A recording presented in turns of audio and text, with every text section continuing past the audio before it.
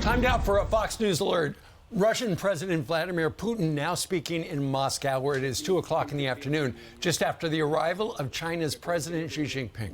This is the first time she visits since Russia's invasion of Ukraine. And the meeting is expected to focus on countering the U.S. and establishing a new world order. Mark Meredith joins us live from the White House. Mark, good morning.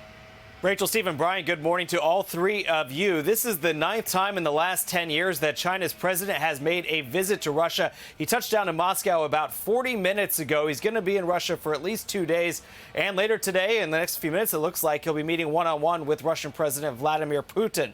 Ahead of the visit, the Chinese are calling Russia a comprehensive strategic partner. We also heard from the Chinese president ahead of the visit. He put out a statement in which he said, quote, "We have every reason to expect that China and Russia, as fellow travelers on the journey of development and rejuvenation, will make new and greater contributions to human advancement."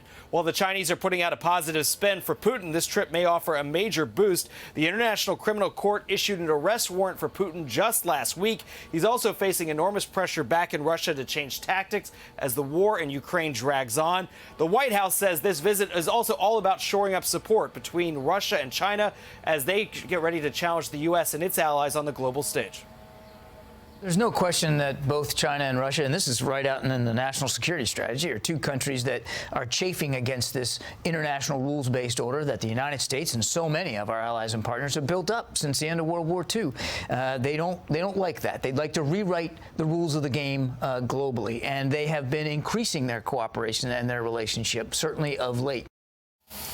President Biden recently said he will soon talk with his Chinese counterpart. Sorry, we got the street sweeper going by right here. But he said he will soon talk to his Chinese counterpart. However, no date has yet been announced by the White House. We are expecting to see President Biden on camera at least once today. We don't know whether or not he'll weigh in on the developments in Moscow, but certainly all eyes will be on what's happening across the ocean.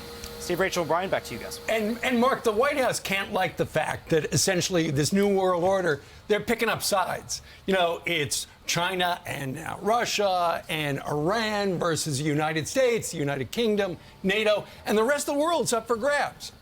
Well, it certainly feels like we're kind of entering this next phase of what some have been calling Cold War 2.0. But also you've seen the U.S. try to counter that narrative. You had the president out west just last week with the British Prime Minister, the Australians, all a sign that they believe that they can counter what's going to be happening between China and Russia. But you're right, it seems like everybody's picking their sides at the moment. Steve, Rachel, and Brian? All right, thanks so much, Mark. There goes your buddy, so the street sweeper. The other thing is, when it comes to the Middle East, there's a sense the U.S. has given up on the Middle East. That's why the UAE is meeting with Iran. That's why Iran and Saudi Arabia are arranging some visits, because the momentum gained from the Abraham Accords seem to have gone bust. And now this president's been very critical of Benjamin Netanyahu, so alienating Israel, so to speak, meaning they'll probably take things into their own hands when it comes to Iran.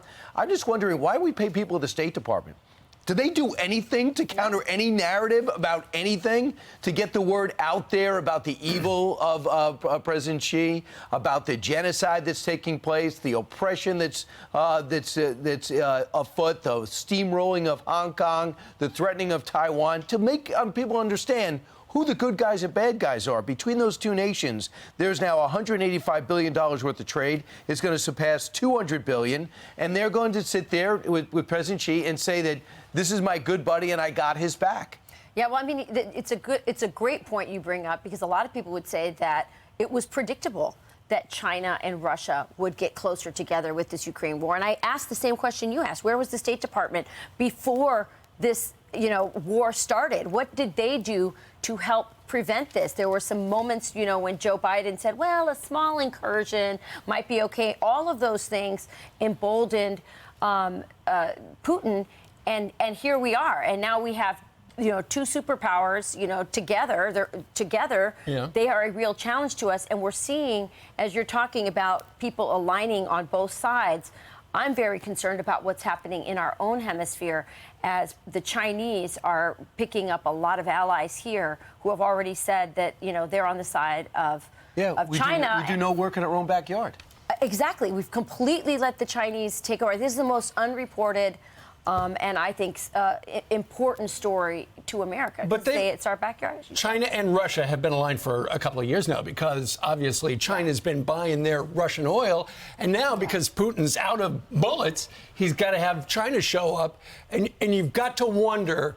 I know they talk about a new world order and stuff like that. And if there's going to be a new world order, China wants to lead it. If they're just trying to stick their thumb in the face of the United States. Nonetheless, Bill Browder is a fella who says ultimately what this comes down to, this strategic meeting today, it's all about guns. Putin needs this meeting from all sorts of different perspectives. First and foremost, he needs some kind of validation that like an important head of state will see him after being indicted as a war criminal by the International Criminal Court in The Hague.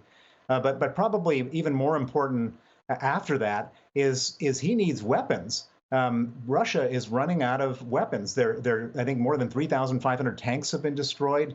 Aircraft have been shot down. They're running out of artillery. They're running out of drones are getting shot down. They've lost 165,000 soldiers. And so China is probably the only country that can change the complexion of this war. And if they start to supply weapons in large quantities to Russia, that would be really bad for Ukraine and really bad for us. Wow. Yeah, and yeah, if they did actually do that, they would actually isolate themselves because you would have the European Union and the U.S. start to divest themselves in a massive way, as well as pull back and maybe offer sanctions. They're seeing how isolated Russia is. They're also seeing this. This may be my partner, but they are a terrible military and a terrible economy. You'd rather be teamed with him rather than us. The thing I do worry about is the currency. Now it looks like they're trading in the Chinese currency.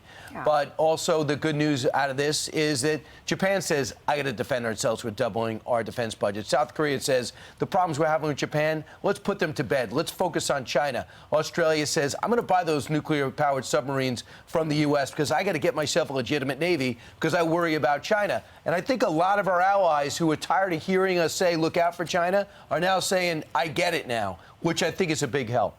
Yeah, well, they're saying that, you know, the Russians are in China to, or the Putin and Xi are together to get more weapons. Right. We're also depleting our own weapons through this supply, through this war. Xi saying, I want to bring a peace, you know, to this situation. Not sure he's very sincere about that. He's going to call Zelensky next week. Well, yeah. He did last month say, I want to do it. And Zelensky was like, seemed like he was open to it.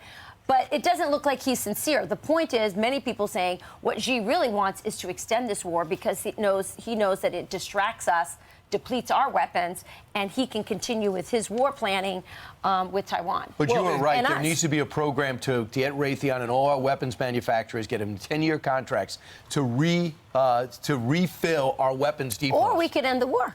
We could help bring about peace. But you can't end the war unless they get out of the country. Because they would say you're reinforcing them getting 17% of the country. They have as much as 25% of the country. You saw what they interpreted from Crimea. Right. Oh, I'll take Crimea. Nothing will happen. I'm going to take parts of Georgia. Nothing will happen. Oh, I think I'll take all of Ukraine. And then the world finally reacted. Well, we know why Putin wanted the meeting. He wants more bullets. We don't know exactly what Xi's endgame is. But we do, to your point, Rachel, there are a lot of people, particularly a majority of Republicans, have grown weary of the war in Ukraine and would like to see us off-ramp somehow.